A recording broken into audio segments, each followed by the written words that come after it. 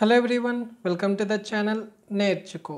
So friends, మీరు కానీ మన ఛానల్ని సబ్స్క్రైబ్ చేసుకోకపోతే సబ్స్క్రైబ్ చేసుకోండి. అలాగే పక్కన ఉన్న బెల్ ఐకాన్ కూడా క్లిక్ చేయండి. సో ఈ వీడియోలో మనం పియర్సన్ కోరిలేషన్ కోఎఫిషియంట్ అంటే ఏంటిది, అలాగే స్పియర్మన్ ర్యాంక్ కోరిలేషన్ కోఎఫిషియంట్ అంటే ఏంటిది, సో వాటి గురించి అయితే డిస్కస్ చేద్దాం. అలాగే ఈ రెండిట్లలో ఏది బెస్ట్ అనేది కూడా చూద్దాం. సో ఇవి రెండు తెలుసుకునే ముందు మీరైతే కోరిలేషన్ అంటే ఏంటో తెలుసుకోవాలి. సో నేను ఆల్రెడీ ఒక వీడియో అయితే అప్లోడ్ చేయడం జరిగింది మన ఛానల్లో, కోవేరియన్స్ అంటే ఏంటిది, కోరిలేషన్ అంటే ఏంటిది అని చెప్పేసి. సో ఫస్ట్ ఆ వీడియోని మీరు చూసాకనే ఈ వీడియో అయితే చూడండి, అప్పుడు ఇంకా క్లారిటీ అయితే వస్తుంది. సో మనము కోరిలేషన్ అంటే ఏంటంటే బేసిక్గా మనకు 2 వేరియబుల్స్ ఉన్నప్పుడు ఆ 2 వేరియబుల్స్ ఎలా కోరిలేట్ అవుతున్నాయి అని చెప్పేసి చెప్తుంది అన్నట్టు. Like how strongly they are correlating అనేది తెలుస్తుంది. లైక్ మనకు ఐదర్ పాజిటివ్గా కోరిలేషన్ ఉండొచ్చు ఆర్ ఎల్స్ నెగటివ్గా కోరిలేషన్ కూడా ఉండొచ్చు. సో పాజిటివ్ కోరిలేషన్ అంటే ఏంటంటే లైక్ ఇఫ్ ఒక వేరియబుల్ ఇంక్రీజ్ అవ్వడం జరుగుతుంటే అట్ ద సేమ్ టైం ఇంకొక వేరియబుల్ కూడా ఇంక్రీజ్ అవుతుంది. సపోజ్ మనం 2 వేరియబుల్స్ తీసుకుందాం, ఎక్స్ ఇంకా వై. సో ఎక్స్ ఇంక్రీజ్ అవుతే వై ఇంక్రీజ్ అవుతుంది, ఆర్ ఎక్స్ డిక్రీజ్ అయితే వై కూడా డిక్రీజ్ అవ్వచ్చు. అంటే ఇన్ ద సేమ్ డైరెక్షన్ అవి రెండు కూడా రిలేట్ అవుతాయి, లైక్ అవి రెండు కూడా మూవ్ అవుతాయి. అదే నెగటివ్ కోరిలేషన్ అంటే ఏంటంటే లైక్ ఆ 2 వేరియబుల్స్ కూడా ఆపోజిట్ డైరెక్షన్లో మూవ్ అవుతాయి. లైక్ ఒక వేరియబుల్ ఇంక్రీజ్ అవుతూ ఉంటే ఇంకొక వేరియబుల్ డిక్రీజ్ అవుతుంది. లైక్ ఎక్స్ వై తీసుకుంటే ఎక్స్ ఇంక్రీజ్ అవుతే వై డిక్రీజ్ అవ్వచ్చు, ఆర్ ఎక్స్ డిక్రీజ్ అవుతే వై ఇంక్రీజ్ అవ్వచ్చు. సో బేసికల్గా అది మీనింగ్ పాజిటివ్ కోరిలేషన్కి అండ్ నెగటివ్ కోరిలేషన్కి. సో ఎగ్జాంపుల్ అయితే చూద్దాం. సో ఇక్కడ మనకు 3 గ్రాఫ్స్ అయితే ఉన్నాయి. So one is positive correlation, and the second one is negative correlation, and third one is no correlation. So మనం x యాక్సిస్ మీద x వేరియబుల్ యొక్క వాల్యూ తీసుకుందాం, అండ్ y యాక్సిస్ మీద y వేరియబుల్ వాల్యూ అయితే తీసుకుందాం. So x variable y variable ఏంటంటే like correlation చేస్తున్నప్పుడు మనకు 2 వేరియబుల్స్ అయితే కావాలి. సో నేను వాటిని ఒకదాన్నేమో x అని అనుకుంటున్నా అండ్ ఇంకో దాన్నేమో y అని చెప్పేసి అనుకుంటున్నా. సో ఆ xని x యాక్సిస్ మీద తీసుకుంటున్నా, yని y యాక్సిస్ మీద తీసుకుంటున్నా. సో అంతే సింపుల్. సో ఆ రెండు వాల్యూస్ నేను ఇట్లా ప్లాట్ చేసుకుంటే సో లైక్ ఎక్స్ ఇంక్రీజ్ అవుతుంటే వై కూడా అక్కడక్కడ ఇంక్రీజ్ అవుతుంది. సో అందుకని చెప్పేసి మనకు అది positive correlation. And negative correlation వచ్చేసి మనకి ఇలా ఎక్స్ ఇంక్రీజ్ అవుతున్న కొద్దీ వై అనేది డిక్రీజ్ అవుతుంది. సో ఇక్కడ ఈ స్లోప్ చూడవచ్చు మీరు, డిక్రీజింగ్ స్లోప్. సో అందుకని చెప్పేసి ఇది మనకు నెగిటివ్ కోరిలేషన్. అండ్ ఇక్కడ మనకు పాయింట్స్ అన్నీ కూడా ర్యాండమ్గా ఉన్నాయి. లైక్ ఎక్స్ ఇంక్రీజ్ అవుతుంటే వై ఇంక్రీజ్ అవుతుంది అని చెప్పలేము, ఎందుకంటే లైక్ ఫర్ సేమ్ ఎక్స్ మనకు మల్టిపుల్ వై వాల్యూస్ అయితే వచ్చినాయి ఇట్లా ఇది. సో ఇక్కడ మనం ఇంక్రీజ్ అవుతుందా డిక్రీజ్ అవుతుందా అనేది ఎగ్జాక్ట్గా చెప్పలేం. సో అందుకని చెప్పేసి నో కోరిలేషన్ అని చెప్పేసి అంటాం సింపుల్గా. సో ఇప్పుడు మనం ఈ పియర్సన్ కోరిలేషన్ కోఎఫిషియంట్ అంటే ఏంటిదో చూద్దాం. So it is a measure of linear correlation between 2 sets of data. So ఇక్కడ 2 సెట్స్ అంటే నథింగ్ బట్ 2 వేరియబుల్స్ అన్నట్టు. సో మనకు 2 వేరియబుల్స్ ఉంటే ఆ 2 వేరియబుల్స్లో లీనియర్ కోరిలేషన్ ఎంత ఉంది అనేది చెప్పేదే పియర్సన్ కోరిలేషన్ కోఎఫిషియంట్.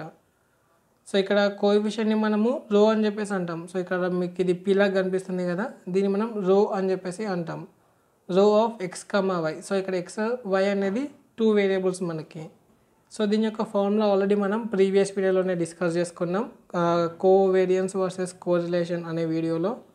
సో మళ్ళీ చూద్దాం. So Pearson correlation coefficient equals to, so ఇక్కడ ఈ రో ఏదైతే ఉందో దాన్ని మనం కోఎఫిషియంట్ అని చెప్పేసి అంటాం. So equals to covariance of X comma Y. So ఆ 2 వేరియబుల్స్ యొక్క కోవేరియన్స్ కనుక్కుంటాం, divided by standard deviation of X into standard deviation of Y. So ఇది మనకు ఈ పియర్సన్ కోరిలేషన్ కోఎఫిషియంట్ అయితే వస్తుంది. సో దీని యొక్క వాల్యూ మనకు -1 నుండి +1 వరకు ఎంతన్నా ఉండొచ్చు. సో -1 వస్తే ఏంటంటే లైక్ నెగటివ్ రిలేషన్షిప్ అని చెప్తాం, అండ్ +1 వస్తే పాజిటివ్ రిలేషన్షిప్ అని చెప్పేసి చెప్తాం. సో ఇక్కడ కొన్ని ఇమేజెస్ చూస్తే సో ఈ ఇమేజ్లో మనకు క్లియర్గా తెలిసిపోతుంది. అండ్ ఆల్సో మనకు కోఎఫిషియంట్ వాల్యూ +1 అయితే వచ్చింది. సో ఇక్కడ మీరు చూస్తే మనకు ఎక్స్ ఇంక్రీజ్ అవుతున్న కొద్దీ, సో ఇక్కడ మనకి ఎక్స్ ఇంక్రీజ్ అవుతున్న కొద్దీ వై అయితే ఇంక్రీజ్ అవుతుంది. సో ఇక్కడ మనకు వై వాల్యూస్ కూడా ఇంక్రీజ్ అవుతే వచ్చింది. సో అందుకని చెప్పేసి మనకి ఇది +1. అండ్ ఇక్కడ ఈ సెకండ్ ఎగ్జాంపుల్లో మనకు ఎక్స్ ఇంక్రీజ్ అవుతున్న కొద్దీ వై అనేది డిక్రీజ్ అవుతూ వచ్చింది. సో అందుకని చెప్పేసి ఈ కోఎఫిషియంట్ వాల్యూ -1. సో ఈ కోఎఫిషియంట్ వాల్యూ -1. అండ్ ఇక్కడ మీరు చూస్తే మనకు ఎక్స్ ఇంక్రీజ్ అవుతున్న కొద్దీ వై కూడా ఇంక్రీజ్ అవుతుంది. బట్ ఏంటంటే మనకు ఫర్ సింగిల్ ఎక్స్ మనకు 2 వై వాల్యూస్ ఉన్నాయి. సో అందుకని చెప్పేసి మనకు అది ఎగ్జాక్ట్ 1 కాదు. సో అందుకని చెప్పేసి 0 to 1 మధ్యలో ఉంటుందని చెప్తున్నాం. అండ్ ఈ ఇమేజ్లో మనకు లైక్ ఎగ్జాక్ట్గా ఏం కన్క్లూడ్ చేయలేం, బికాజ్ మనకు అన్నీ కూడా ర్యాండమ్ డేటా అయితే వచ్చింది. సో మనం ఎప్పుడైనా సరే ఒక లీనియర్ లైన్ ఏదైనా ఫిట్ అవుతుందా ఈ డేటాకి అని చెప్పి చెక్ చేసుకోవాలి ఇట్లా. సో ఇక్కడ నాట్ పాసిబుల్ కాబట్టి కోఎఫిషియంట్ = 0. సో ఇక్కడ మనకు ఒక డ్రాబ్యాక్ ఉంటుంది ఈ పియర్సన్ కోరిలేషన్ కోఎఫిషియంట్లు. అదేంటంటే, సో ఈ ఫంక్షన్ మీరు చూస్తే, సో ఈ ఫంక్షన్ మీరు ఎక్కడైనా అబ్జర్వ్ చేశారా అంటే లైక్ మీకు ఐడియా వస్తుంది లాజిస్టిక్ రిగ్రెషన్ తెలుసుంటే. సో ఇది మనకు సిగ్మాయిడ్ ఫంక్షన్. సో ఇక్కడ మీరు చూస్తే ఫర్ ఎవ్రీ ఎక్స్ మనకు వై వాల్యూ సేమ్ ఉంటుంది ఆర్ ఇంక్రీజ్ అవుతుంది. సో దీన్నే మనం మోనోటోనికల్లీ ఇంక్రీజింగ్ అని చెప్పేసి అంటాం. సో మోనోటోనికల్లీ ఇంక్రీజింగ్ అంటే ఏంటంటే బేసిక్గా, సో ఎక్స్ వాల్యూ ఇంక్రీజ్ అవుతే వై వాల్యూ ప్రీవియస్ వాల్యూ అంతా అయినా ఉంటుంది ఆర్ ఇంక్రీజ్ అవుతుంది. సో ఇక్కడ మనం క్లియర్గా చెప్పొచ్చు ఎక్స్ ఇంక్రీజ్ అవుతున్న కొద్దీ వై కూడా ఇంక్రీజ్ అవుతుంది అని. సో అలాంటప్పుడు మనకు ఇక్కడ పియర్సన్ కోరిలేషన్ వాల్యూ 1 రావాలి. బట్ ఇక్కడ ఎంత వచ్చింది మనకు 0.88 వచ్చింది. సో ఇదే డ్రాబ్యాక్. సో ఈ డ్రాబ్యాక్ ఏంటంటే ఓన్లీ లీనియర్ రిలేషన్షిప్ ఉంటేనే ఆ 2 వేరియబుల్స్కి ఈ పియర్సన్ కోరిలేషన్ కోఎఫిషియంట్ అనేది కనిపెడుతుంది. సో ఆబ్వియస్గా మనకి లీనియర్ రిలేషన్షిప్ లేదు. సో అందుకని చెప్పేసి అది ఫెయిల్ అయింది. సో దీన్ని ఓవర్కమ్ చేయడానికి మనకి ఇంకొక మెథడ్ ఉంది. సో అదేంటంటే స్పియర్మెన్ ర్యాంక్ కోరిలేషన్ అని చెప్పేసి. సో ఇదేంటో మనం డిస్కస్ చేద్దాం ఇప్పుడు. సో మనకి ఇది Spearman rank correlation only linear రిలేషనే కాకుండా లైక్ క్వాడ్రాటిక్ అవ్వచ్చు, ఎక్స్పోనెన్షియల్ అవ్వచ్చు. సో ఏ టైప్ ఆఫ్ రిలేషన్షిప్ అయినా ఇది కనిపెడుతుంది. సో ఇదేంటంటే the Spearman correlation coefficient is defined as the Pearson correlation coefficient between the rank variables. So ఇక్కడ ర్యాంక్ వేరియబుల్స్ అనేది ఇంపార్టెంట్ అన్నట్టు. సో ఇదేంటంటే మనకు 2 వేరియబుల్స్ ఉంటాయి, ఎక్స్ ఇంకా వై. సో ఎక్స్లో మనకు వాల్యూస్ ఉంటాయి, వైలో మనకు వాల్యూస్ ఉంటాయి. సో ఆ ఎక్స్లో ఉన్న వాల్యూస్ని మనం అసెండింగ్ ఆర్డర్లో ఒక్కొక్క దానికి ర్యాంక్ ఇవ్వాలి. అంటే చిన్నదానికి స్మాలెస్ట్ నెంబర్కి 1, దాని తర్వాత నెంబర్కి 2, అలా అన్ని ర్యాంక్స్ ఇచ్చుకోవాలి. సిమిలర్గా వైలో ఉన్న వాల్యూస్కి కూడా మనము ర్యాంక్ ఇచ్చుకోవాలి. సో అలా ర్యాంక్ ఇచ్చిన ఎక్స్కి ర్యాంక్ ఇచ్చిన వైకి మనం కోవేరియన్స్ కనుక్కోవాలి, అలాగే స్టాండర్డ్ డీవియేషన్ కనుక్కోవాలి. సో ఇది బేసిక్గా స్పియర్మెన్ ర్యాంక్ కోరిలేషన్. సో ఒక ఎగ్జాంపుల్ చూస్తే మీకు క్లారిటీ అనేది వస్తుంది. సో ఇది మన ఎగ్జాంపుల్. సో ఇక్కడ నాకు ఎక్స్లో కొన్ని వాల్యూస్ ఉన్నాయి అండ్ వైలో కూడా కొన్ని వాల్యూస్ అయితే ఉన్నాయి. సో ఇక్కడ నేను ఎక్స్లో ఉన్న వాల్యూస్కి ప్రతిదీ కూడా ర్యాంక్ అయితే తీసుకున్నా అండ్ వైలో ఉన్న వాల్యూస్కి కూడా నేను ప్రతిదీ ర్యాంక్ అయితే ఇచ్చుకున్నా. సో స్మాలెస్ట్ నెంబర్కి ర్యాంక్ 1 ఇస్తున్నా అండ్ దాని తర్వాత నెక్స్ట్ స్మాలెస్ట్ నెంబర్కి ర్యాంక్ 2. సో అలా ఇచ్చుకుంటూ పోయినా. సో ఇప్పుడు ఈ ర్యాంక్ ఎక్స్ ర్యాంక్ వై మన పియర్సన్ దాంట్లో ఎక్స్ వై అవుతాయి. సో వీటికి మనం కోవేరియన్స్ కనుక్కుంటాం, అలాగే స్టాండర్డ్ డీవియేషన్ క్యాలిక్యులేట్ చేసుకొని మన స్పియర్మెన్ ర్యాంక్ కోరిలేషన్ కోఎఫిషియంట్ అయితే క్యాలిక్యులేట్ చేస్తాం. సో ఇక్కడ కొన్ని మనము గ్రాఫ్స్ అబ్జర్వ్ చేస్తే, సో ఇది మనకు లీనియర్ రిలేషన్షిప్ అయితే కాదు. సో ఇక్కడ లీనియర్ అంటే మనకి స్ట్రైట్ లైన్ రావాలి, బట్ ఇక్కడ మనకి ఒక కర్వ్ అయితే వచ్చింది. సో స్టిల్ ఇది బాగానే లైక్ ప్రెడిక్ట్ చేసింది, లైక్ 0.92 కోరిలేషన్ ఉంది ఈ 2 వేరియబుల్స్ మధ్య అని చెప్పేసి. So this is positive correlation.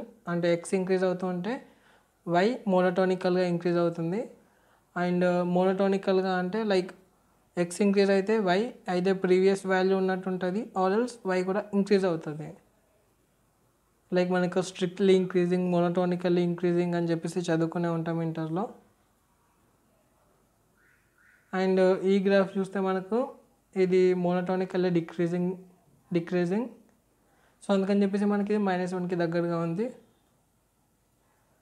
And ఇది ఆల్రెడీ మనం ముందు చూసిందే ఈ సిగ్మాయిడ్ ఈక్వేషన్ది. సో ఇక్కడ చూస్తే మనకు స్పియర్మన్ కోరిలేషన్ వాల్యూ 1 వచ్చింది. అంటే ఈ 2 వేరియబుల్స్ మధ్య పక్కా రిలేషన్షిప్ ఉంది అని చెప్పేసి 100%. అదే మనం పియర్సన్తో చెక్ చేస్తే మనకు జస్ట్ 0.88 వచ్చింది. సో ఇక్కడ ఏం చెప్పవచ్చు అంటే మనము ఈ స్పియర్మన్ ర్యాంక్ కోరిలేషన్ కోఎఫిషియంట్ ఏదైతే ఉందో అది పియర్సన్ కోరిలేషన్ కన్నా బాగా పర్ఫామ్ చేస్తుంది. లైక్ ఐదర్ మనకు అక్కడ లీనియర్ రిలేషన్షిప్ ఉండని, లేకపోతే వేరే ఏ రిలేషన్షిప్ అయినా ఉండాలి, లైక్ క్వాడ్రాటిక్ అవ్వచ్చు, ఎక్స్పోనెన్షియల్ అవ్వచ్చు. సో ఇన్ దిస్ కేస్ ఇది మనకు సిగ్మాయిడ్ ఈక్వేషన్. సో అందుకని చెప్పేసి మనము ఈ స్పియర్మన్ కోరిలేషన్ అయితే యూస్ చేసుకోవాలి. సో మీకు డౌట్ రావచ్చు, లైక్ ఇదంతా నేర్చుకోవడం ఎందుకు, అసలు ఇదేమైనా యూజ్ అవుద్దా అంటే, లైక్ మనం మెషిన్ లెర్నింగ్లో ఈ టెక్నిక్ అనేది మనకు ఫీచర్ సెలెక్షన్లో యూస్ చేస్తాం. లైక్ ఇప్పుడు మనము లీనియర్ రిగ్రెషనే అప్లై చేస్తున్నాం అనుకుందాం మా అల్గోరిథం. సో అక్కడ మనకి ఏంటిది A2 వేరియబుల్స్ మధ్యలో మనకు కోరిలేషన్ అయితే ఉండకూడదు. సో మనం ఫస్ట్ ఒక కోరిలేషన్ మ్యాట్రిక్స్ అయితే ప్లాట్ చేసుకుంటాం. సో ప్లాట్ చేసుకున్నాక చెక్ చేస్తాము A2 వేరియబుల్స్ కోరిలేట్ ఉన్నాయని చెప్పేసి. సో దాని తర్వాత మనం వాటిని రిమూవ్ చేస్తాం ఒకవేళ కొలినియారిటీ ఎగ్జిస్ట్ అయితే. సో ఆ కోరిలేషన్ మ్యాట్రిక్స్ ఎలా వర్క్ అవుతుంది అనేది మనకు ఐడియా రావాలి. అంతేగాని బ్లైండ్గా వెళ్ళి ఆ కోరిలేషన్ మ్యాట్రిక్స్ ప్లాట్ చేయడం అయితే దానివల్ల నో యూస్. సో ఆ కోరిలేషన్ మ్యాట్రిక్స్ వర్క్ అయ్యేది based on these methods, Pearson లేకపోతే Spearman rank correlation coefficient. So ఇవి బేసిక్గా. సో మీకు కానీ ఈ వీడియో నచ్చినట్టయితే లైక్ చేయండి, షేర్ చేయండి. అలాగే మన ఛానల్ని మీరు ఇంకా సబ్స్క్రైబ్ చేసుకోకపోతే సబ్స్క్రైబ్ చేసుకోండి. Thank you for watching. Keep learning.